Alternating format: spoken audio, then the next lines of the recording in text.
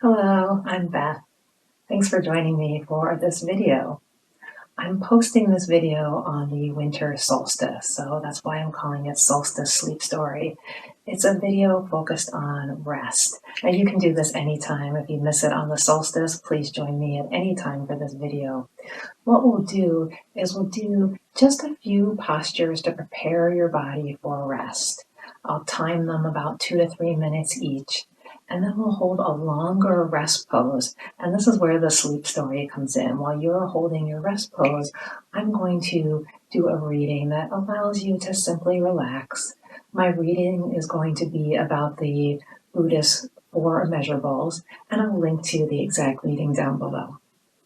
Okay, I have a few props. You will need a chair, and then the small pillow, the blanket, those are optional. You can have those if you want to make your rest more comfortable. You might choose to leave your socks on for this practice, dress in comfortable clothing. Let's begin. I'm going to take my pillow just to have a little something that I sit on. Now you can actually sit on the chair for this opening if you'd like. Simply find a comfortable seat, legs crossed or not. We want an upright spine, so however you feel upright. I'm going to just do a few minutes of breath awareness. We are not going to make a lot of effort in doing anything different with our breath. We're simply going to notice the breath in the body. So first, draw your attention into your body. Now you might find it easier to do that if you soften your gaze, look at a spot somewhere in front of you, or closing your eyes. Either is fine. Keep your spine upright. Your chin might nod slightly to your chest. And then begin to notice the parts of your body that are touching your mat, the floor. If you're sitting in a chair, the chair. So you might feel the gentle pressure underneath your hips, your bottom, your thighs, touching the floor. You might sense your hands resting on your thighs or the floor.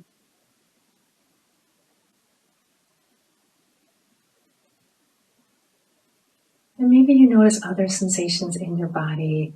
Maybe you notice a sense of warmth if you're wearing warmer clothes like I am, or a coolness to the room.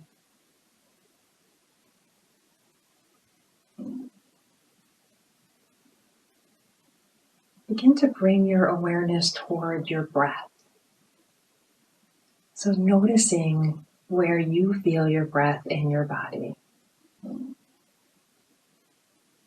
So observing wherever it's noticeable.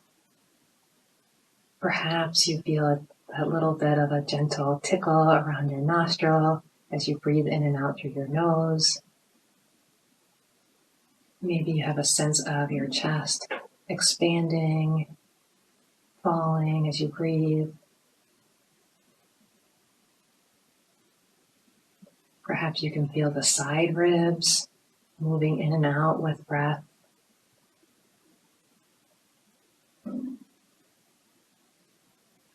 And notice whether you feel your breath in your front body, the area around your abdomen, or maybe in your back body, your back ribs. Develop a little bit of curiosity about your breath. And we're just curious as to where can I notice my breathing right now.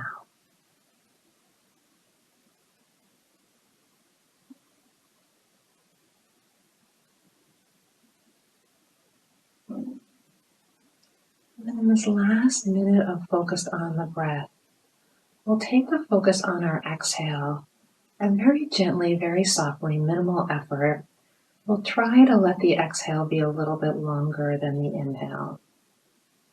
So breathe your natural breath in. And as you exhale through the nose, see if you can do that a little bit more slowly. Maybe extending it for a beat or two. Inhale naturally. Exhaling, extending for a beat or two. If that ever is not comfortable or feels strained, certainly go back to whatever is a natural, comfortable breath for you. If you start to feel a little bit of a relaxing effect from the extended exhale, your body starts to feel a little soft, that's a good sign.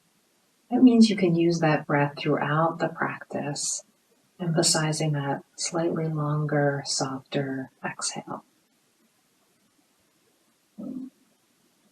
So take 3 more breaths, simply being aware.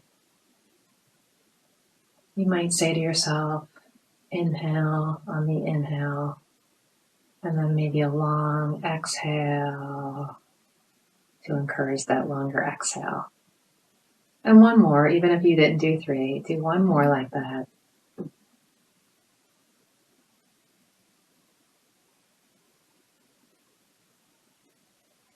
Okay, we'll start our gentle movements. We're going to use the chair for this, so turn toward your chair. Now, as you turn toward your chair, you can remain seated on something. I'm going to stay seated on my little pillow. We're going to cross one leg in front of the other. Now, that cross can be a tighter cross, or it can be a really loose cross. I'm going to take my cross a little bit looser. I'm going to scooch a little bit closer to the chair. I'm actually going to start with my left leg in front. We'll switch legs, so you can start however you want.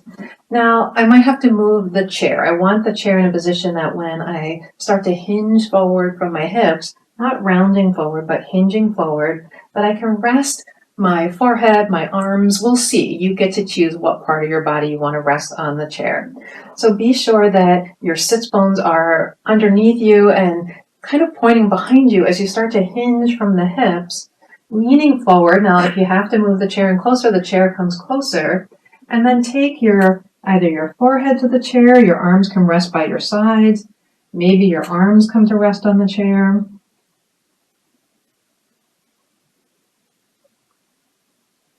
So take a moment to find a version of that feels comfortable to you. You might have to scooch around a little bit in the first moment or two, but then we want to try to find a place where we can quietly hold. And as I said, I have my timer here. I'll be holding for about 2 to 3 minutes each pose. So if you've found that place, you don't have to have your forehead down. You can actually have your head to the side, and that's where it might also feel better if you have a blanket available.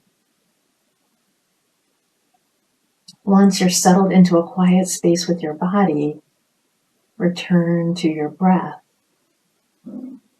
with that simple breath observation, perhaps the extended exhale.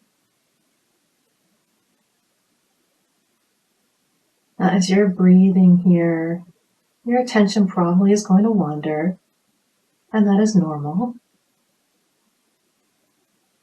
If your attention wanders, you can first redirect yourself to the sound of my voice, and then you can come back to the feeling of your own breath.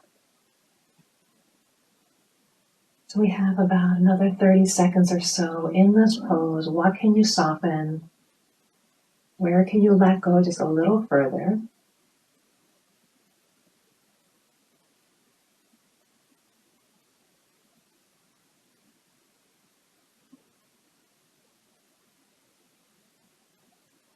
And gently use your hands to help yourself up. Now, I should have mentioned, if you have glasses like I do, you might want to set your glasses aside so they don't get in the way when you lean over the chair. I'm going to leave mine on so I can be looking toward you and so I can do the reading. All right, we're going to keep the leg in front. So that's my left leg. I'm going to take my right leg out to the side, and then bending at the knee, I'm going to scooch that leg behind me. Now, I'm going to move my pillow out of the way. I might still want to use it. So I'm coming into sort of a 90-90 position with the legs. Now, this is a pretty strong angle. I can feel a lot of a stretch here. If you want that stretch, great. You can stay with a stronger angle. I'm actually going to bring my front foot a little bit in toward my back and readjust. And you can also have your legs a little bit more stacked. Any version of this pose can feel great. This is going to be a version of a supported twist. So take a moment and find the legs that feel pretty good for you. You want to try to be on both sits bones. And here's where, if you don't feel like you are, you can take that little pillow, tuck it under the one hip, the one buttock, and get a little more support. And I leave that one there because it feels good. Once you are supported and upright, you're going to start to turn your torso back toward the chair, keeping your legs in this same position, hinging forward once again, and coming into a forward fold now in a little mini twist position. So same thing with the head. You might have the forehead down, and in this position I can probably move my chair a little further away. Your arms can be up on the chair. It might feel more restful to have them down on the floor.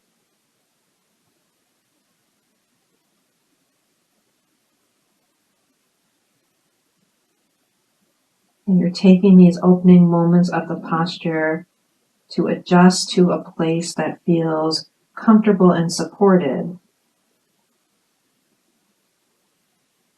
And then once you get to that place, you're allowing your body to soften, to sink, to really release and relax and rest as much as possible. We do that by starting to grow still. And then we, again, take our attention to where we're holding, feeling our body on the ground, and feeling the breath in the body.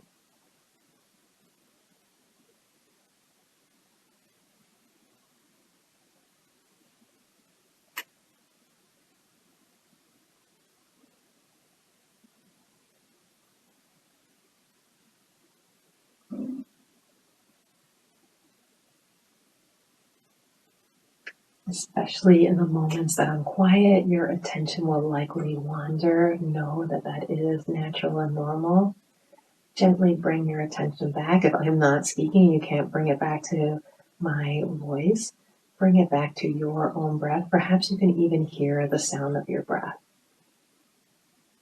So take one more breath here. Slow exhale out. And then help yourself up with your hands. You might want to give your legs a little swing out, give them a little shake. If you use the pillow, you can reposition the pillow right into your sits bones. So you're not fully sitting on it. You're actually using the pillow to help you lean a little forward. And then place the other leg in front. So now it's my right leg in front. And we'll start with that cross position, that cross-legged forward fold. Find a tall place, sinking your sits bones into the mat or into your pillow. Breathe in and exhale, start to hinge. Coming forward, and you get to choose on this side. You want to just rest your forehead, keep your arms by your side. Maybe your arms come up.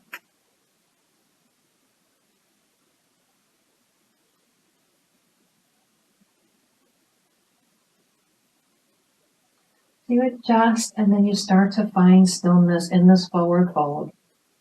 I like the cross-legged version because I find that it gives a little stretch to the hips too for the leg that's in front. If you need that in your hips, that might feel really good. Now, if you want to stay more upright, you simply move the chair a little bit closer. Maybe prop both of your arms on the edge of the chair and rest the head in the arms.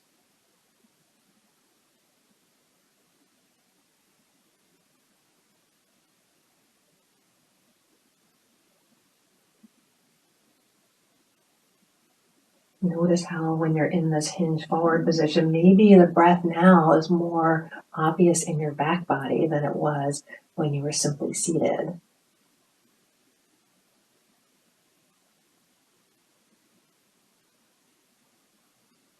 Head can also turn to one side or the other.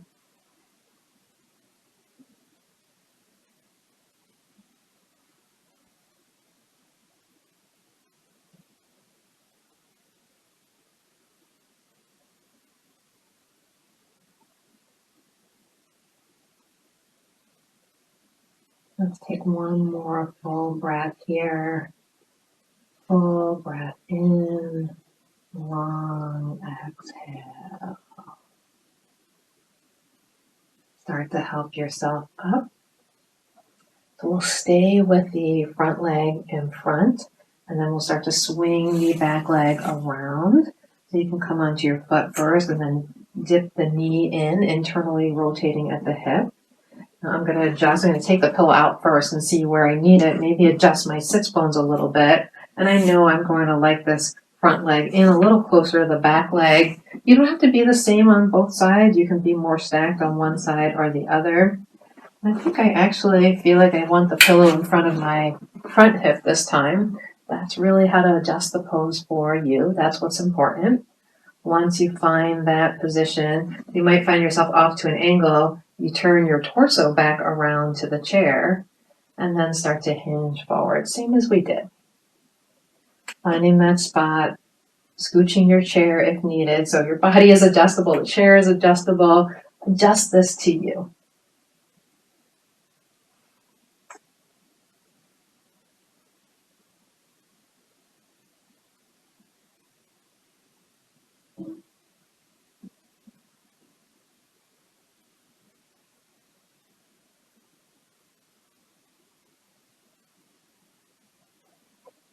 Sometimes you might find that you've found a really good position to start and it feels comfortable and you're able to soften and breathe into that position. But then as we hold, because we are holding for about 2 minutes, it starts to build up in intensity and it doesn't feel as comfortable anymore. That is definitely the time to adjust. That's your body telling you, okay, that was good and now I need a little adjustment. So you might shift where your legs are positioned and then come back down into the fold.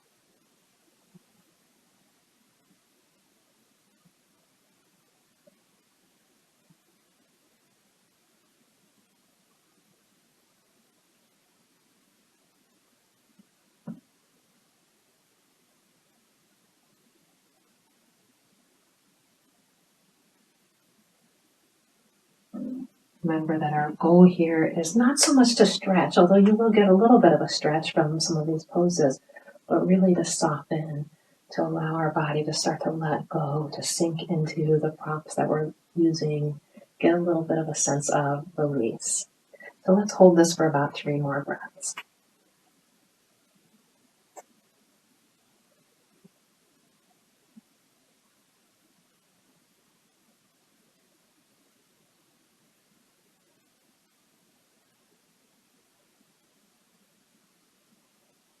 After your 3rd exhale, help yourself back up. All right, last pose before we come into our rest pose. I'm going to come into a kneeling position. I'm going to face the chair. So this is going to be a variation of child's pose, using the chair. Now, if you don't want to use the chair, you want to come into child's pose on the floor, obviously you are welcome to do that. This is your practice. I'm guiding you, giving suggestions. It's your practice. With child's pose, we can have the knees closer together for more support under the torso, or we can have the knees wider apart for more inner thigh stretch and more space for the torso. So you can decide that. This is a little more of an upright version. You might find that you don't need as much space as you did if you were all the way down on the mat. I'll show that version too. So keeping your hips seated on your heels, you'll notice I scooched a little closer to the chair. I thought I needed to be a little closer. I'm actually going to put my pillow on top of the blanket on the chair. Let's move the chair a little closer. Start to hinge from the hips, but then I'm staying really upright in this version of child.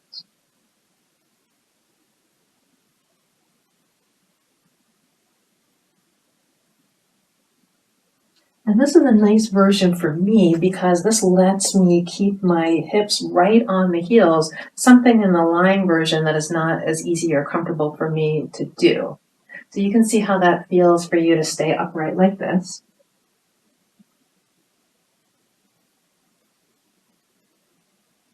And if you're enjoying this version with the chair, stay right there. I'm going to show an option for coming to the floor. And for this, I'm going to move away from the chair, and I'm actually going to take my pillow over my calves so that I do get that little support of my bottom on my heels. I'm going to take my knees a little bit wider than hip width, and then I'm going to start to walk my hands out, And I'm not going to come really low. I'm actually going to cross my arms. So I'm still a little bit up. But now I'm in that more traditional floor version of child's pose. You can absolutely do this with extended arms.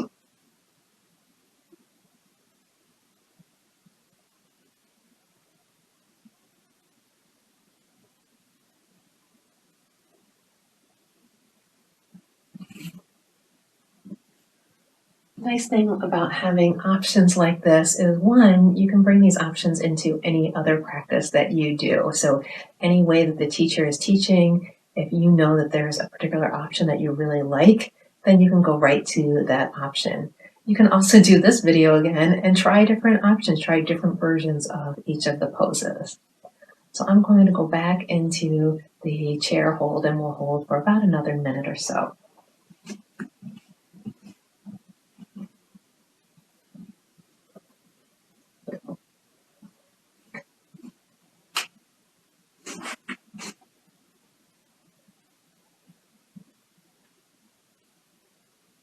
If you have been holding this the entire time that I've been speaking, hopefully you have been focused on your breathing. In this position, you might find that, again, you can feel the breath in the back body. You might also find that if your torso is on your thighs, you feel the breath there as well.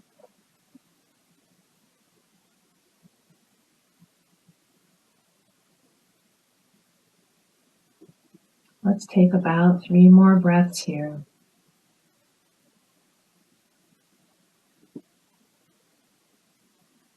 Remember that you can extend into a long exhale. Last breath out. And walk yourself back up. All right, we're going to start to move into our relaxation pose, and then I'll do the reading. So you can do any version of relaxation that you like. You don't have to follow me. You can put on your socks, you can bundle up, you can put a pillow or an eye bag, whatever you'd like. I'm going to show a version of supported shavasana using the chair, and my small pillow, I can actually use as a little pillow under my head.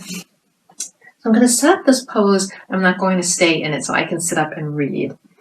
If you do have a blanket, I recommend taking the blanket out to the long way. So you form like a really long, thin rectangle. Yes, I have my blanket pre-folded. Placing that over the chair, we're going to place our shins on the chair.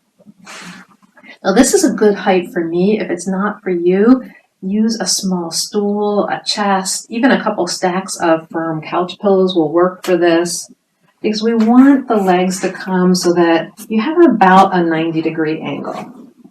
Now, if it's more than that, it might not be comfortable for you.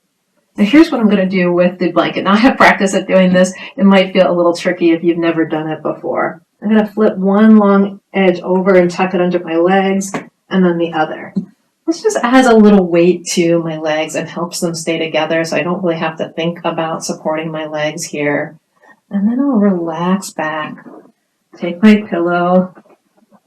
That feels nice because it supports the back of my occipital lobes, tilts my head a little forward. You can rest your hands on your belly. They can come out to the side, maybe in a cactus, maybe in a low V. This is a nice alternative to a legs up the wall pose if you don't have a wall nearby, or if you simply don't like your legs being fully inverted. This is a mild inversion, so we have our feet, our knees higher than our heart. There's benefits of relaxation for that. You might already notice your body starting to sink into the mat, softening. And here you don't even have to pay attention to your breath. Just let your breath go, be whatever it is. So stay here, take another few moments to adjust and get more comfortable as I scooch my legs out of my little blanket fold. And then I'm going to bring my feet around and come up. And I'll start the sleep story reading. I hope you're in a really comfortable position by now. I'm going to use the blanket just over me, keep myself warm as I do the sleep story. Now, this is something that would be nice before bed, but anytime that you want to just go into a soft, relaxed mode, sometimes I listen to sleep stories if I want to take an afternoon nap and feel a little refreshed after.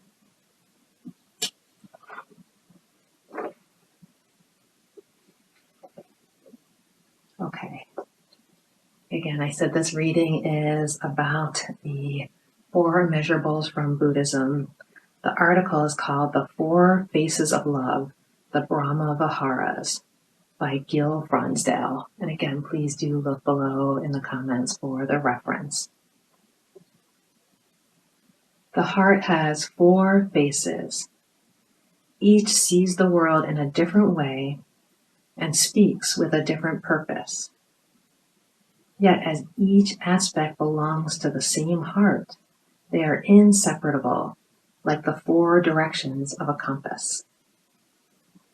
This image of a four-faced heart is borrowed from the Buddhist myth of the god Brahma, who had four faces, one for each of the four kinds of unselfish love championed in Buddhism. In the language of the Buddha, these are metta, karuna, mudita, and upekkha.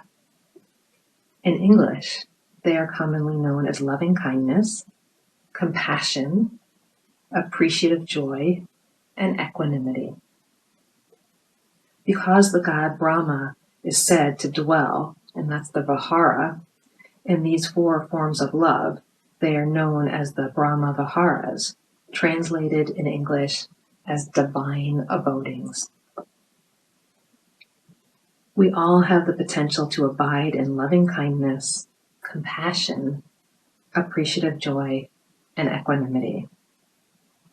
When we know how to do this, these capacities become an inner wealth more valuable than any other riches.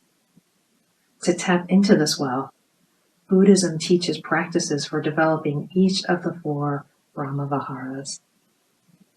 Love doesn't have to be dependent on ideal circumstances.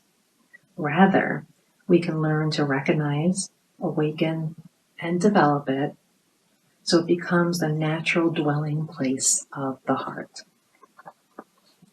In Buddhist mythology, Brahma is a powerful god. In Buddhist practice, the four Brahma Viharas are associated with strength. To develop them well, we must become strong, even courageous. When developed, the Brahma Viharas become potent forces through which we protect ourselves and others.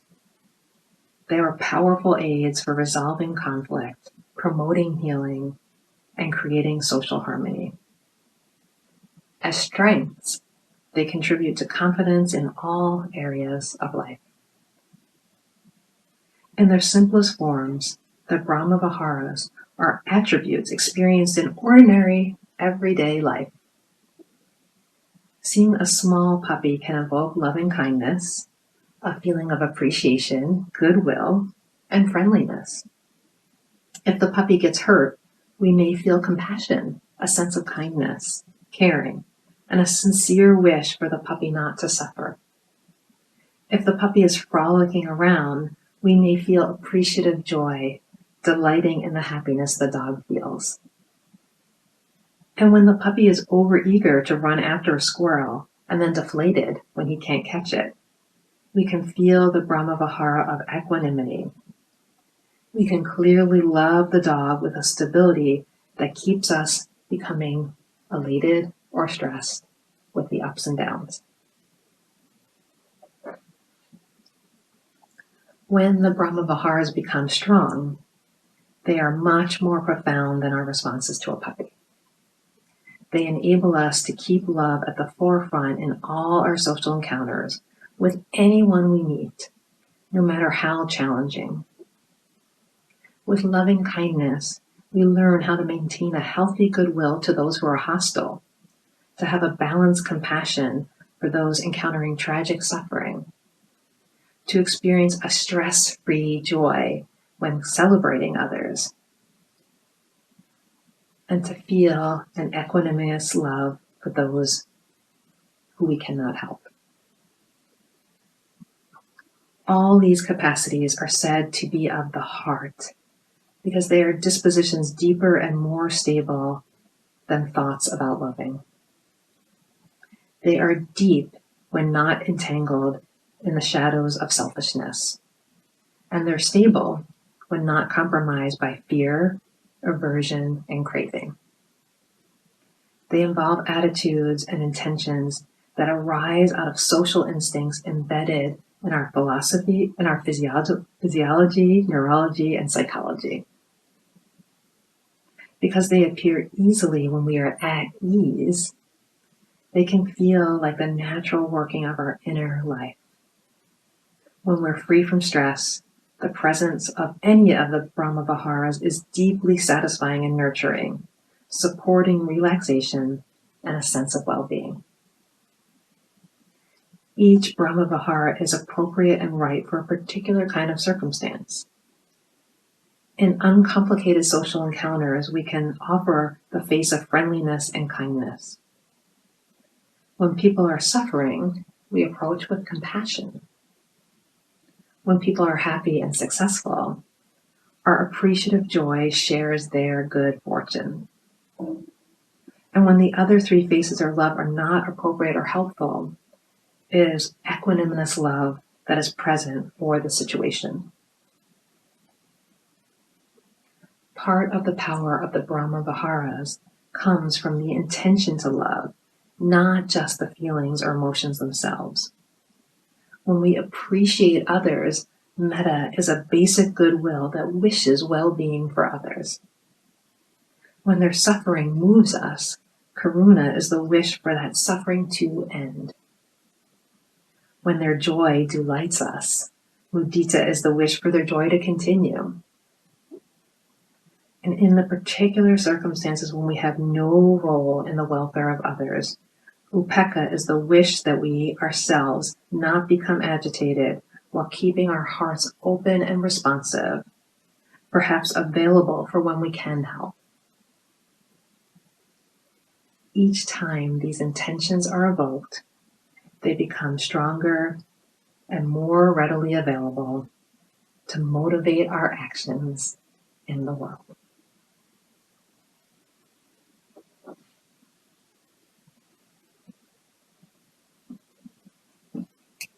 And at this point, you may want to return to the sense of your breath, feeling that soft, subtle movement of breath and body.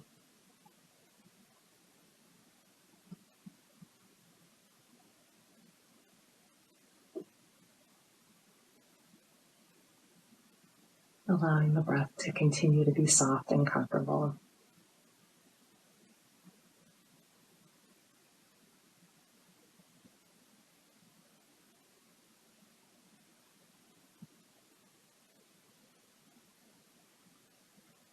You are welcome to stay in your rest pose as long as you like.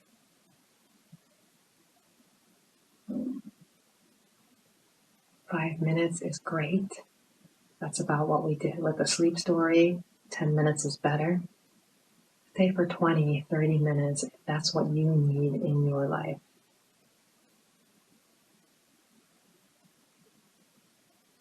When you do get up, I would love to hear what you thought of this practice.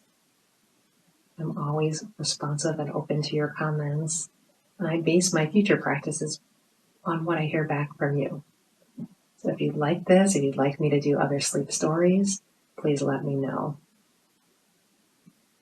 For now, I want to end this practice with a wish of peace. This is how I end my yoga classes, with the Sanskrit Om Shanti. Shanti means peace, and I repeat it 3 times for peace in mind, body, and emotions. Om Shanti, Shanti, Shanti Om. Peace, peace, peace.